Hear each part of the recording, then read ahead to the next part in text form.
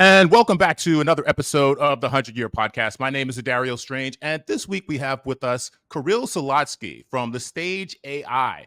Kirill, how are you? Yeah, it's really nice to be with you on this podcast and present our company and our vision and so on.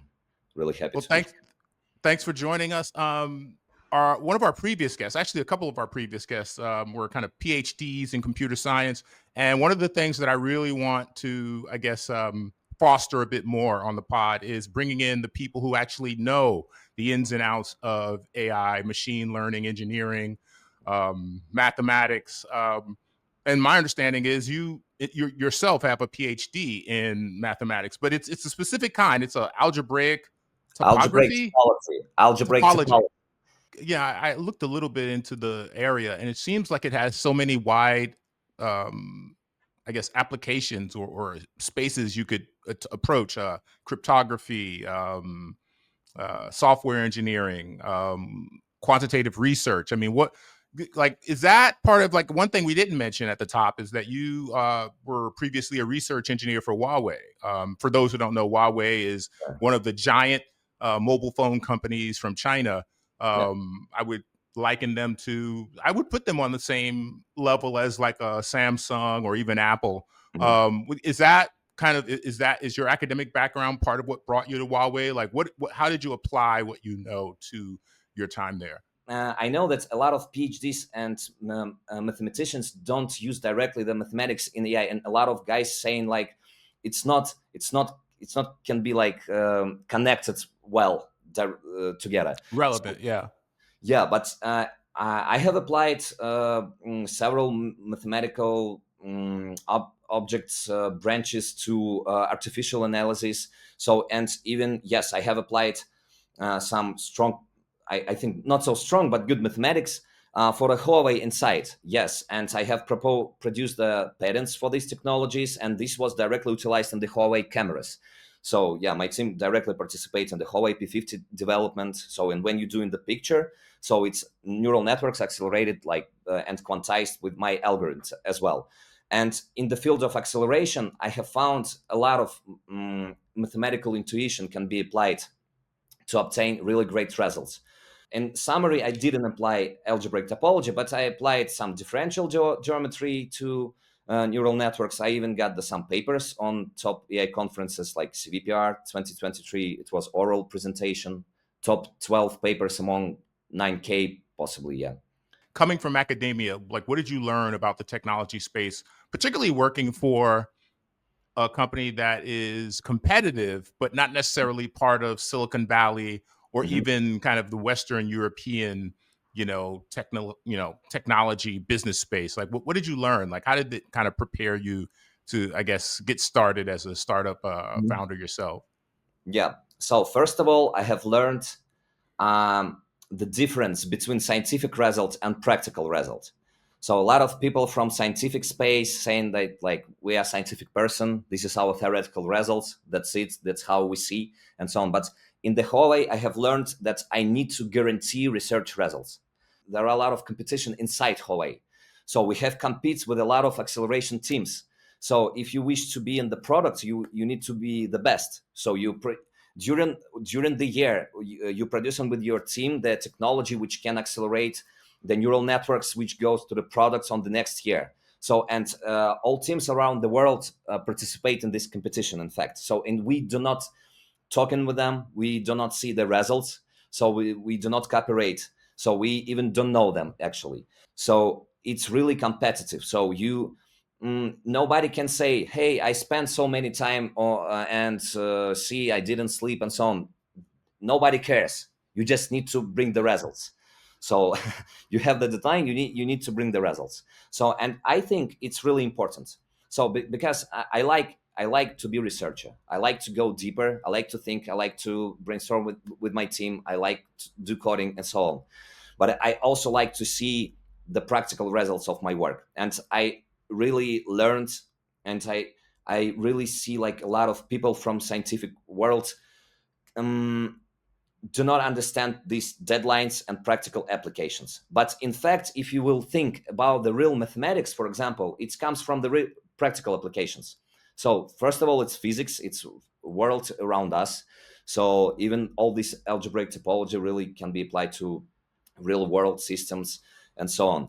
I think that's maybe the fundamental friction between academia and the business world, particularly the tech business world, because of this idea of that you come up with theories or research studies that aren't always directly applicable, directly useful, Yeah. or practical to a growing business. So I guess you're saying. And by the way, when you first said Huawei, I thought you said hallway. So for anyone listening or watching, when he says, if it sounds to your English American ears that he's saying hallway, he's saying Huawei, and I'm saying Huawei as well. We're both saying the same company. We're probably both saying it slightly wrong. I don't know.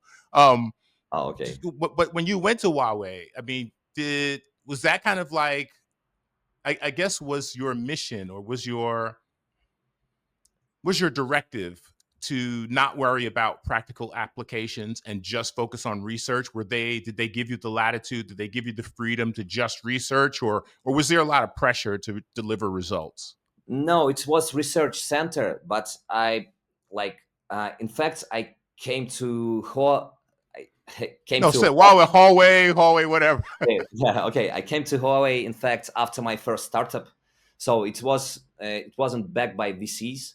So it was like consultant firm, also about the ML applications. So, but then we have finished this startup, and I just understand that I need to learn more about the enterprise. I need to learn how the production things need to be done. So, and I just they have sent me the application, so I just respond, go to the several interviews, and start to work there. So yeah, it was research center. There was no pressure, but I didn't feel myself well just sitting and making some research. I'm such a person who needs to have a target, in fact. So I need to see the progress. I need to understand what I'm doing. I need to see how optimization of whole team is going. So that's why I didn't think about this like the research. I came to Huawei with the targets to be in the production, to be in the Huawei smartphones, to participate in the Huawei TVs, so to accelerate the neural networks. And they just asked me which direction I want to select. So, like training of new neural networks or acceleration and deployment of existing neural networks. So, and it was like 5 years ago, possibly, or 6 years ago, but they already showed me on the smartphone 1 bit neural network, only 1 bit for parameters. So, and this was already on the Huawei phone. I was really impressed. From Huawei to your own startup. Now, let's talk about the stage. Yeah. Um, I looked into it a bit, and I think it's best if you explain exactly what it is and what you're trying to do. I mean, you guys just launched. What is it you're actually trying to do with the stage? Yeah, actually, we're trying to automate the process of acceleration and deployment of neural networks.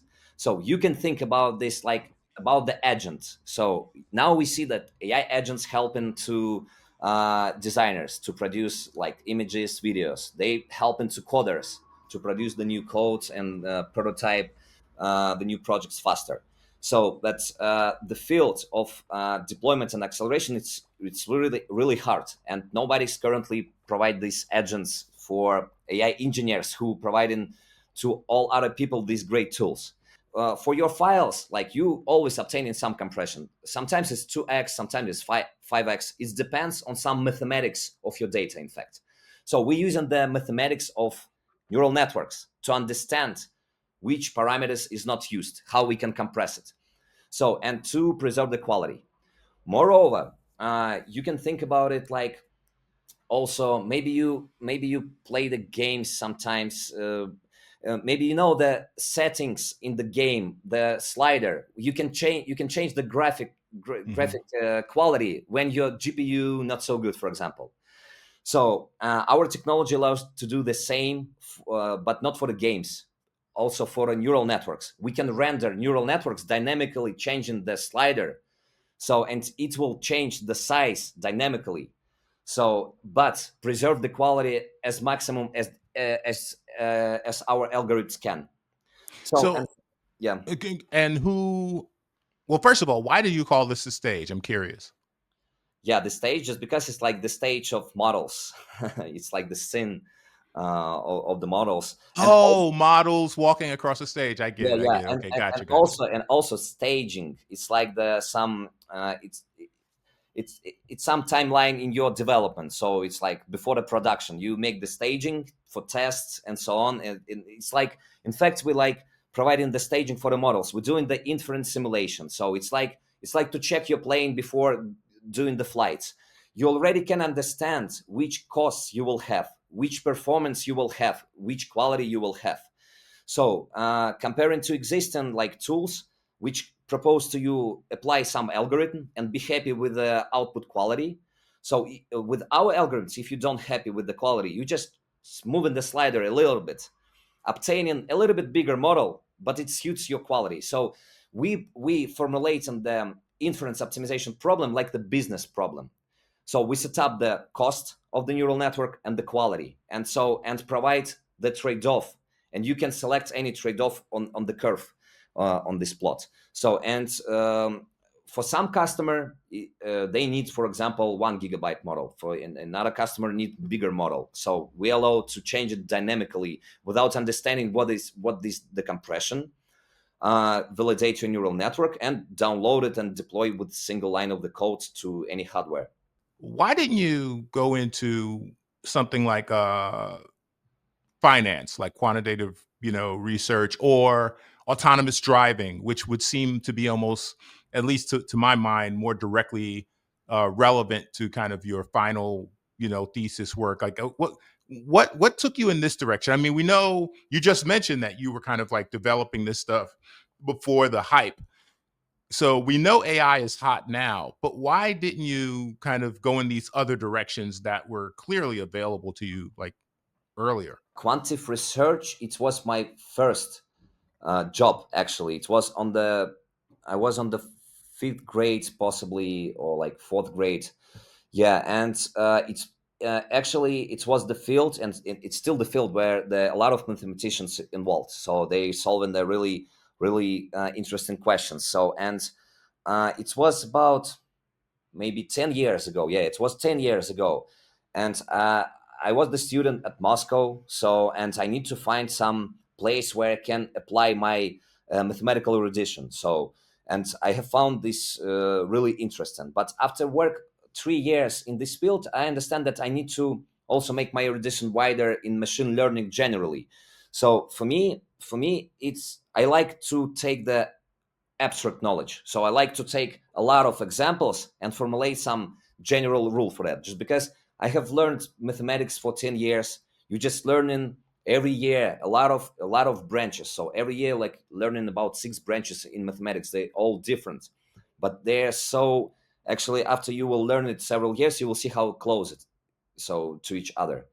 So and I don't see a lot of difference between like image models or LLMs and so on. So because we are operating on some mathematics level and thinking of neural networks like mathematical function where we don't care actually about the specific types of architecture.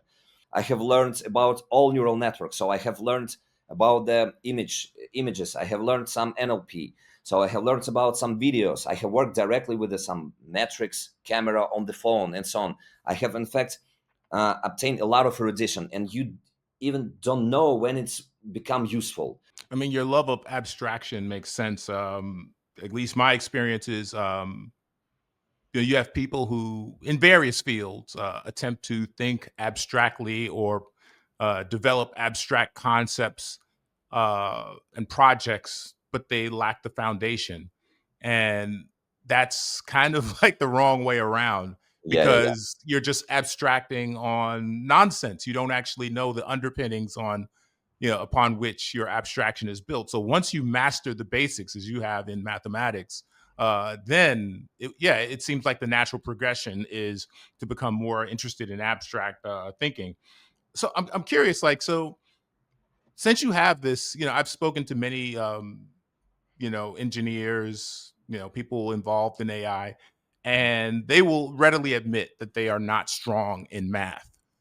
Not always, but sometimes they will admit they're not that strong in math. So I'm curious, like with this kind of broad perspective, we have to bring up the topic that everyone always brings up, which is the idea of thinking machines. Like truly, I think thinking machines is the name of the company Mura Murati just launched. The former OpenAI chief technology officer. I Yeah. think her company is called Thinking Machines. I think that's the name of it.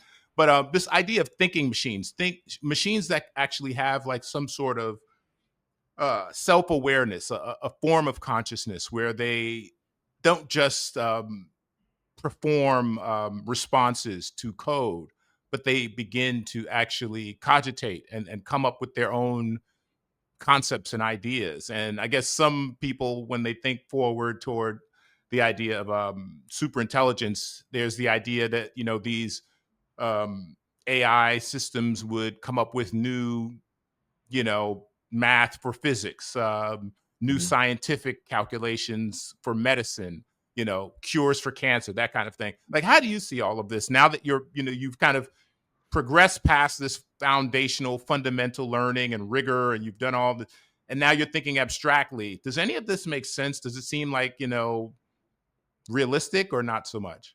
Currently, I see that a lot of people trying to utilize transformer architecture as is, with the black box, and apply it to everything. For example, robotics. It's the same GPT. Like you make the inputs from a lot of sensors, images, sounds, and so on, and then you producing the next move of your system, of the robot. Go right, left, or not. It's like the tokens of the GPT. Next word. What the next word? Go right. The next word, go left, and so on. And this just makes, yeah. But I really think too, in some systems like autonomous driving and so on, you need to more understand of this black box inside. You need to more understand how to control this, where it works or where it not works. Well, I want to engage your more abstract thinking, your more abstract mind. Again, on this whole discussion of AI systems that have some sort of self-awareness and can think for themselves, as Mhm. opposed to just thinking. Well, I guess this kind of gets into the realm of philosophy, because you know we're Yeah. not we do not still we still don't understand the nature of our minds, the nature of our responses, because we've elevated, at least we think we've elevated above most of the species on this planet. We think we understand ourselves and that we're not just operating primarily off of impulses and a sort of biochemical algorithm. But I, you know, from our vantage point as human beings, I mean, do you see a point in the future where you could imagine AI systems would indeed have super intelligence and self consciousness and be able to think like us and perhaps even better? Okay, I think I got the answer on this question. So um, I want to start from the example. I have already talked about this example about the Poincaré conjecture. Imagine we want to understand the shape of the universe is in, so we're going to get in a spacecraft and we're going to go out and we're going to start splaying out a rope behind us. We're going to go all around the universe on this tour, and we're eventually going to come back again and create a big loop that will track the path that we followed. And when we come back, we're going to be able to find the tail that we left behind, the end of that rope, and then we're going to start to pull the rope tight. And when we start to pull it tight, one of two things can happen. You start tugging, oh, it stopped. Maybe you're in the inside of an inner tube and you can't pull it any tighter. Or the following might happen. You pull it and pull it and pull it, and whoo, it pulls down. So those are the two possible ways it could come about. If you can't pull it together, you know that the universe is not like the inside of a sphere. It's more like an inner tube or something like that. If you could always, if you did this infinitely many times, if you could always pull it together, the Poincaré conjecture says, then you will be able to conclude that you are indeed on the inside of a sphere, a three-sphere. So it took 100 years for people to prove it. It was like Russian scientist Perelman. He has obtained $1 million grant for solving this problem. And you know, for example, let's imagine this problem was solved by GPT model. You know how many years it took to validate the results? It took about 7 or 8 years. The best mathematicians all over the world tried to validate. In fact, proof was like about 40 pages. It's really small. So, but it took about 7, 8 years. While these researchers also can participate with each other, you can ask the questions and so on. But to understand this and validate, it still needs like about 7, 8 years. Let's imagine now you have such a system in your home. Do you really will understand when this thing will create something great? How you can validate this? So let's imagine, for example, somebody living with the PhD level student. Let's forget about robots. How for example parents using this PhD student, do they creating with him like great things? Do they know how to control them? Prompt engineering, like, and how to find this control of the people, how to say to people properly, or how to say properly to neural network, it's also prompt engineering. Moreover, how to ask the proper questions to make more details. And other, you need to validate and understand what is going on. I really believe that's like self-driving cars, any transportation would be solved by the AI.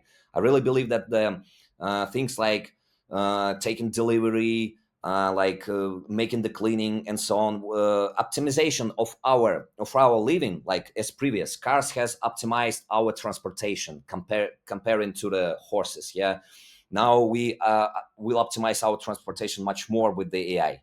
So we're just optimizing our people, usually just optimizing the connections, transportations, all our life. So we just try to connect faster. We just try to transportate things and ourselves faster. So, and a lot of technologies is goes comes from these basic questions. Even cryptography is for better communications. Yeah, to keep it private. Self-driving cars to make the better transportation delivery to you. A lot of things. So, and in these things, I really believe. For the things like solving like mathematical problems, building the rockets and so on, I still think a lot of years the people would be involved. Moreover, somebody needs to create the motivation. So I am like I already naturally my neural network inside my brain from a lot of years of evolution already naturally motivated. I got some basic prompt. Somebody have put it to me, my parents. But when we asking like, do these AGI systems will have this motivation? Yes, of course. If you will prompt it, you need to say, you need to provide. You was the like small girl, then you will live in this town, you have learned this and so on. And of course after this prompt it will have some motivation. This is how this motivation exists in us. All we somehow was obtained by the some prompt engineering with the parents, school, evolution and so on. And what do you want from these AGI systems? So for example, people are already creating a lot of things. So you just want to see that robot creating some things, or what? I think that it would be like great assistance, great assistant, but it will not create the main motivation for the human beings. So I think that the real human motivation it's now the main driver. Maybe I'm wrong. I don't see this AGI in how everybody sees talking in the like 2 years, 3 years, and what does it mean by the AGI? For example, if you want to obtain the PhD level neural networks, I am already PhD level neural network. What you can create with myself? Maybe the stage, maybe it would be successful, maybe not. So it's not guarantee you anything. That's I am PhD level. So well, let me kind of take a side path for a second. Do you watch any science fiction? Do you read any science fiction? Mm, yes, yes. I read a Okay. lot at school, so and I also like, of course, I like a lot of yeah films, and I also like So documentary about yeah some. what film comes to mind when you think of robots taking over or AI taking over? What science fiction film comes to mind? Uh, Maybe it's really trivial, uh, but I think The Matrix it's really good example. Okay. Yeah, just because. Okay. So okay, no, so good, good. So I love The Matrix. It's one of my favorite films. So let's take The Matrix. Let's take the AI systems in The Matrix that let's move past how they took over the world and whether it's viable with the solar power and all of that, the human batteries. Let's move past that. Let's just talk about the interaction between the AIs in the virtual world and the humans. I guess my question to you is, even if you don't think that those AI systems are necessarily the same as us in terms of how we think and us perhaps having a soul. I was having a discussion about this in a previous episode. Just good enough seems to me to be where things will get weird, meaning you've known about the Turing test, and the Turing test was Mhm. it kind of speaks to what you were saying. Like, there were kind of all of these different, did this pass the Turing test? Did the AlphaGo pass Turing test? Did this test? And gradually we have all kind of acknowledged, okay, the Turing test has been passed. Yeah. And now the next step, I guess, is AGI and then superintelligence. And it kind of speaks to your point about, how would we know? And it might be kind of very incremental and gradual. But I guess what I'm asking you is, just as an AI engineer and someone in the space, do you feel that these concerns, these forecasts of AI systems becoming somehow self-aware, even if they aren't truly self-aware in the way that we Yeah. consider ourselves self-aware, at least that these systems think that they are self-aware and begin to behave in ways that appear to be self-aware, maybe not technically self-aware as we see Yeah. it, but appear to be self-aware?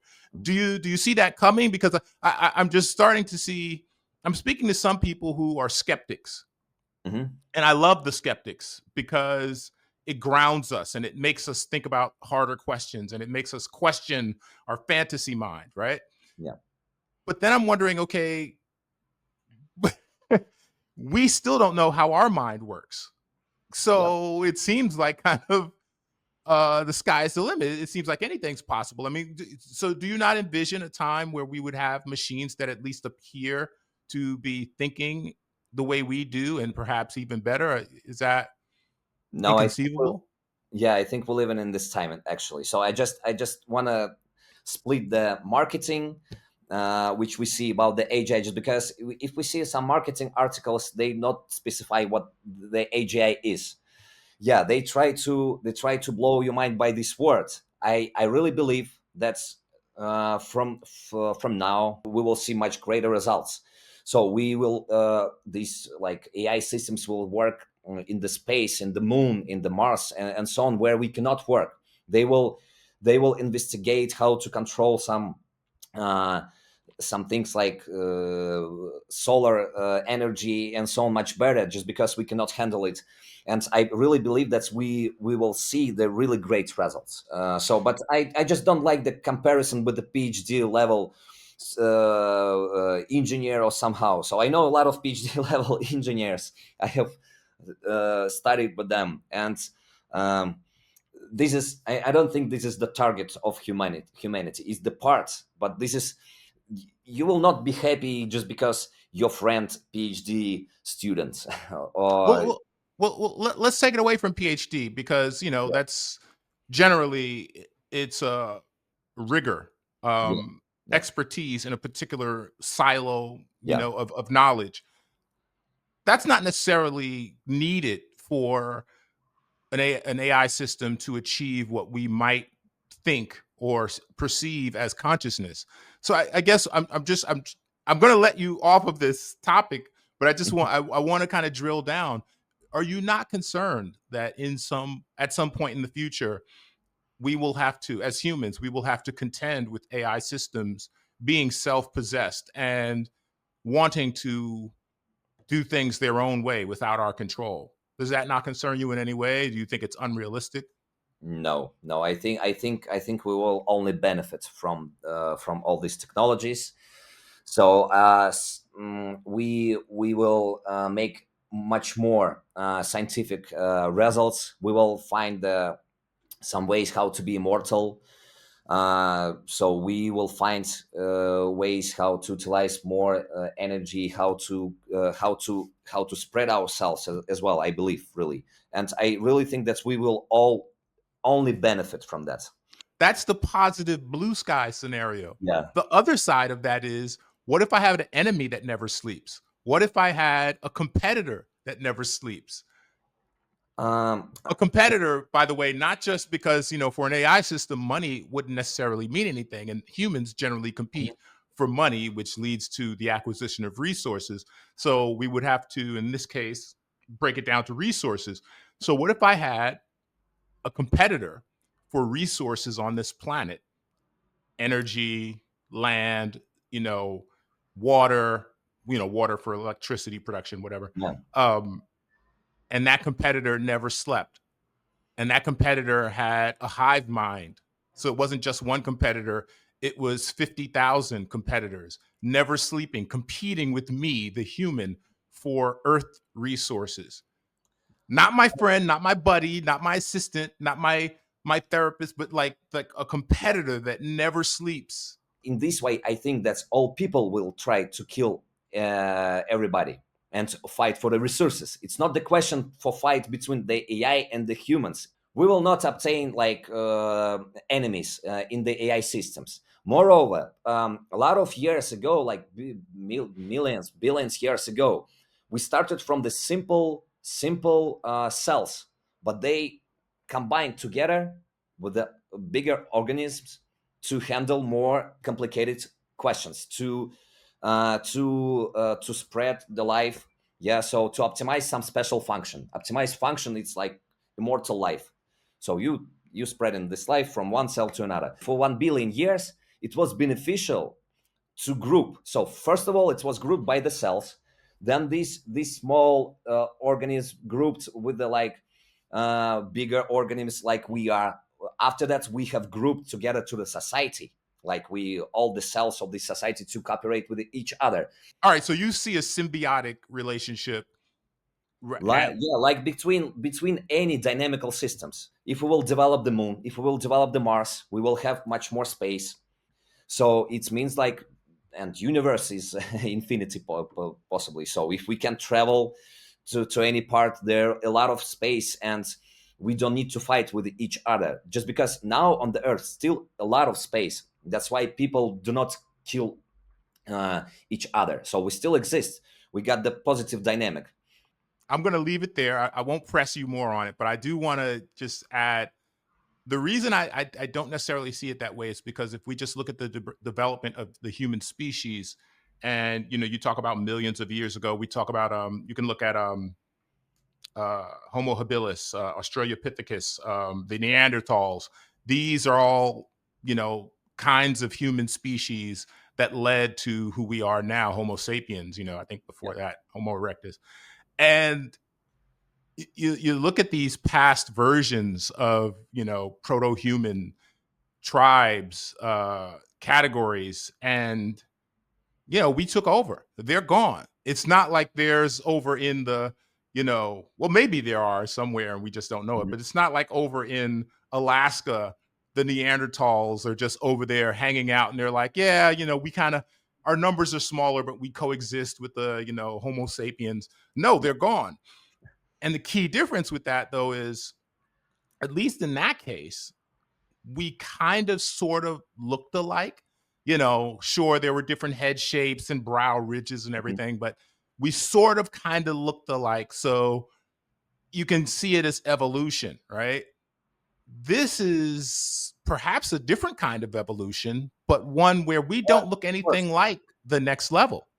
Yeah, it's not a contradiction, in fact. So I believe that evolution still exists and we will change ourselves, and possibly Darwin evolution is already ends just because we have developed so a lot of technology. So but this evolution will transform to another way. I don't think that we will be the same. Of course, now you're talking on the computer is not the same people which live like or which were closer to ape. Yeah. So, of course, and when the AI systems will become more advanced, I believe that we will also obtain evolution on the human being. So, for example, like special chips inside your brain and so on. You will be so smart at these AI systems. You will have this chip additionally. So you will have additional memory. You will have, for example, additional chip. You will be the same, but in another body. So we also will obtain evolution on our bodies as well. So I really believe and wish to obtain the immortal life. So Now that's what I wanted to get to. I have my answer. Thank you, sir. okay. That's an exciting future. I think, what do they call it? Transhuman. Transhuman is the name. Yeah. Of Transhumanism. course. All right, so let's talk about the news. The CEO of Shopify, Tobias Lutke, recently had a memo leak, I guess basically outlining his thoughts on the usage of AI. And apparently he discovered that the leak happened. So he went ahead and got ahead of the story and went to X, aka Twitter, and basically released the memo himself. And the meat and potatoes, the bare bones of it all, is that he's basically saying to his employees, figure out what AI can and cannot do before you ask for additional resources, additional headcount, additional employees. Let's harness AI to kind of optimize our business. And I think the reason this had such a strong reaction from onlookers is that I think this is what a lot of CEOs are thinking right now. This is something that I saw take hold very quickly. I would say 2023 is when I began to see CEOs in all spaces, not just tech, begin to think, how can we use AI to optimize our business?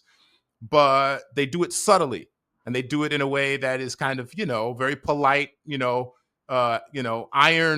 iron gauntlet in a velvet glove kind of way. And they're not so direct about it. And this is one of the most direct I guess, statements from a mainstream CEO, particularly that one that's not particularly tech oriented, about, using AI to, I guess, what some people would say, to supplant some human jobs. What's your reaction to this? Do you think, this memo was correct in its tone and in its approach? I think it's not right way how you need to motivate to work. I think that you need to use any tool which exists, not only be focused on the AI. AI is great new tools which now exist. So, but for me, it's more important to deliver the results, to not focus on trying to find the reasons why AI cannot do this. I think it's the problem of the high. I don't want to like say about this specific example, but I also saw such statements. And I think if you trust to people whom you hired, you just if he goes to you and saying, I need this AI tool to solve this question, you just buy in this AI tool. If he's saying like, I need this additional guy for this time and so on to make this work, you just provide in this guy. If you have resources, of course. You don't if your goal to obtain the results, I think it's strange to motivate people to spend that time to obtain where and why AI is wrong. Is really it's you even cannot understand why this specific man was wrong, for example, or why you cannot solve it with him, why you cannot solve some strong mathematical question. I don't know why I cannot solve it. It's let's really focus on the results. So and not always all things should be done with the AI. And moreover, I think it's the proper way is still to have the same motivation inside the company. For enterprises, I think they still have some bonuses and so on, some motivations. So you need to be motivated to create great results. So first of all, you need to hire such a people who like to be motivated to create the great results. So after that, you bind for them the best tools which can improve their productivity. I have a theory, because I've seen this happen over and over again, where a CEO or a manager in the last couple of years says, we need to use AI for this or that. And they start trying to encourage people to use it or whatever. And my theory, and I've seen this happen in a number of cases all over the space, just in general in life, where let's say you try to get something done and you speak to someone and they exhibit some resistance or they exhibit some particular attitude, and you don't like that attitude, you don't like the resistance or whatever. And then you, as whatever the manager, CEO, you think, well, this is a problem. And then you apply it to kind of you kind of dig your heels in and you begin to think this is something that needs to be addressed generally, when it was really just maybe this one employee here or there who was resistant to a particular idea, or maybe didn't want to use this or that tool. So now you come out for, well, everyone's going to use Photoshop now, or whatever. Everyone's going to use, like you said, whatever. That's the sense I get, because it doesn't really make sense. Like you said, the tools are important, but the results are more important. So, and as for how the article came out, I don't think it was marketing. I think it was a genuine. He doesn't really speak a lot like this in public, so I don't think it was marketing. I think it was a genuine leak, and he just tried to get ahead of it. But in my opinion, what it revealed is this kind of where you get a CEO who thinks that they need to, and it's really not about AI. It could be about remote work. This is another thing that has become a big deal now. Well, if you want to work from home, you're a slacker. Well, but what if I'm producing, 5 times the results from my home as this guy who comes into your office physically every day, takes his, 30 to 40-minute lunch break, putzes around, half the day, and then maybe gets a little bit of work done. Meanwhile, I'm at home producing 5 times the work. But if you, as a CEO, encounter some slacker who's working from home, you might get it into your head, everyone needs to come into the office now. People who work from home are slackers. So I kind of get that's the kind of sense that I got from this story. But I think it's also a good case example of the culture, like how the culture at least in the Western world, is embracing or not so much embracing AI, and how it's finding its footing in an awkward way. One last story that I wanted to touch on was this story about Waymo. And it looks like the story came out one way and then kind of got twisted. The initial idea was that there was a report that said Waymo was essentially using interior cameras to possibly train its AI systems, by, I guess, using the cameras to monitor what the users were doing, what they were saying, whatever, and perhaps even for ads. And then a subsequent story came out saying, well, from Waymo saying, no, we're not going to use any of that data for AI training, so on and so forth. I guess the question I want to put to you is that enough?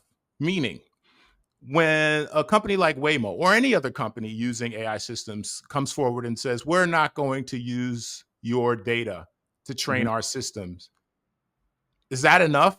Should we just trust that they're not going to do that? Can we stop it? Does it matter? Is it inevitable that all actions and behaviors will effectively be used to train AI? For me, it's enough. Just because I don't care they training or not, for example. So I also, everybody, for example, social network, and also saying that they not seeing your data, not using it all privately and so on. But if they use, please, guys, use. I mean, like, I'm not so. I don't think that I'm providing so critical. It's my personal answer, but saying like they training something from the cameras. So, for example, they can have like small neural networks on the device of the user, for example, with the camera, which do some data transformation. They provide some small embeddings like QR code of your context and so on. And this is create some portrait. It's fully anonymous. It don't have your faces. It don't have your names and so on. But this creates some the context around you. Well, maybe it doesn't have your face. Maybe. See, I think maybe yes. So here's the problem. I think you have a gulf between extremes. There are some people who think they see themselves as like some spy. I have such secret data, and my information is so important. And when really they're just an anonymous, they're just some person. No one really cares a bit about your data, but they're worried. But the other extreme is kind of, I think, where the worry comes in, which is legal cases, law enforcement. If you get into trouble, if you get into some sort of altercation, or if someone is accusing you of a crime, do you want to passively somehow opt into a system whereby an agency can just, and I don't mean a government agency, I mean like a company can just come in and say, oh, we'll just use his Waymo data, his interior Waymo data, to see if he was looking right or left when he hit that car going through the intersection, and now your insurance rates go up, or now you're convicted of a crime, whereas if the interior cameras, I don't know. I think the two extremes both have validity, and I'm kind of on your side to some degree when you say I don't care if the data is being trained on me. However, that's kind of famous last words, because you don't care until you have to care. You know what I mean? You don't care until there's some legal issue or some complication. I mean, Yes, do you yes. That's why I can use for, like, for example, for the legal questions, for important private data, I can use like closed tools. Yeah, and that's why, for example, the self-serving, like, and the on-device inference is also important, like, because it keeps your privacy as well. If you just turning off the internet, and neural network can work on your MacBook, for example, directly, so you don't provide any data. Anyway, it's like validation of the applications. Even even it's not AI company, maybe it's some other type of the company. How it's what I currently see. uh, do you think that's, for example, Facebook keeping your confidential messages, and they have access to this? Do they use their cameras previously before introducing these advanced AI systems? I think yes. Who has cared about this? I think the most of the people just benefit from these tools, so, and they don't care.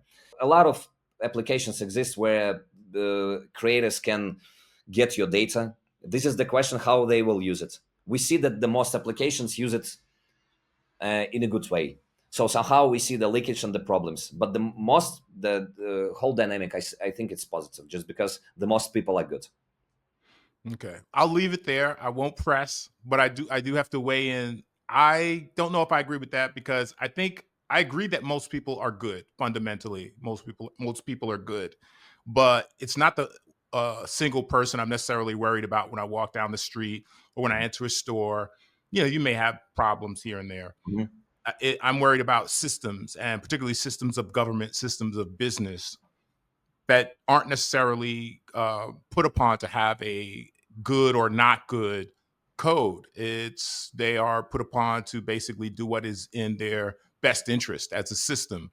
And so if their best interest is facilitated by, doing whatever they want with the data, that's what happens, whether the result for you as an individual is good or bad. So I don't know. I think we're on a slippery slope here as a species, like worldwide. Um, and I'm glad we're beginning to think about this a little bit more. We're having these discussions a bit more. Um, I would love if everything's good, we're all good, but I Mhm. just know we're not all good. I've spoken to too many black hat hackers. I've seen too many hacking incidents. I've seen the dark web. I'll never be the same.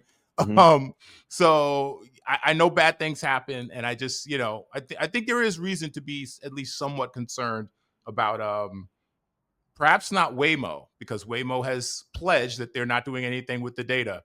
But that level of access is could be problematic. And one last thing to your point about, well, using tools. Let's say you don't want Waymo to record your interior while you're driving.